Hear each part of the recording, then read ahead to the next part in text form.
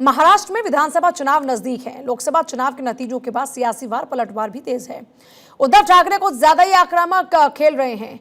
शनिवार को उद्धव ठाकरे ने सीधे अमित शाह पर हमला बोला तो बीजेपी ने पलटवार करने में देरी नहीं की। सामने आए केंद्रीय गृह राज्य मंत्री नित्यानंद राय और उद्धव ठाकरे को आड़े हाथ लिया। कहा कि अमित शाह देश के दुश्मन नहीं हैं, बल्कि देश के दुश्मनों के दुश्मन हैं। सुनिए क्या कुछ कहा नित्यानंद राय ने। देश के दुश्मनों का दुश्मन है अमित शाह। उद्धव ठाकरे जी कांग्रेस का स्क्रिप्ट पढ़ रहे हैं और बार बार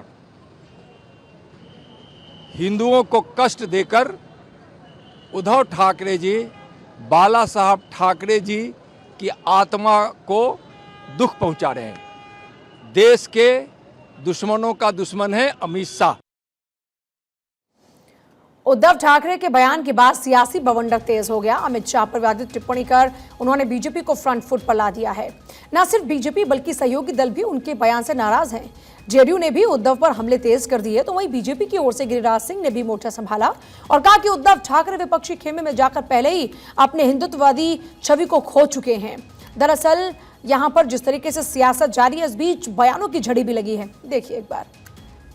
चोरों को सारे नजर आते हैं चोर, जो वोट के खातिर भूल गया अपने पिताजी का संस्कार, जो भूल गया कि पहचान, आज वो अहमद के रूप में खुद खड़े होकर के मुसलमानों के वोट के लिए बाला साहेब ठाकरे की पूरी जिंदगी की कमाई मिट्टी में मिला।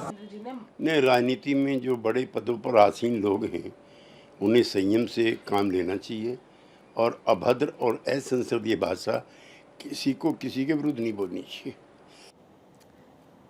दरअसल पिछले दिनों अमित शाह ने उद्धव ठाकरे पर तीखा हमला बोला था। तब शाह ने उद्धव ठाकरे को औरंगजेब क्लब का मेंबर बताया था, जिसके जवाब में उद्धव ने पलटवार करते हुए अमित शाह पर गंभीर आरोप लगाए। उद्धव ने यह तक कह दिया था कि बीजेपी सत्ता जिहाद करती है, पार्टियों को तोड़ती है और अपनी सरकार बनाने के लिए सत्ता जिहाद करती है। इसी साल के अंत में महाराष्ट्र में विधानसभा चुनाव होने हैं, जिसे लेकर दोनों खेमों में सियासी बयानबाजी तेज हो गई है। लोकसभा के 48 में से 30 सीटों पर इंडिया गठबंधन ने कब्जा जमाया, जिसके बाद बीजेपी ने महाराष्ट्र में सियासी मोर्चाबंदी मजबूत करनी शुरू कर दी। महाराष्ट्र में विधानसभा की 288 सीटें हैं, जिन पर हर कोई दांव लगाता हुआ नजर आ रहा है और हर कोई अपने अपने लिहाज से उस पर मोर्चाबंदी कर रहा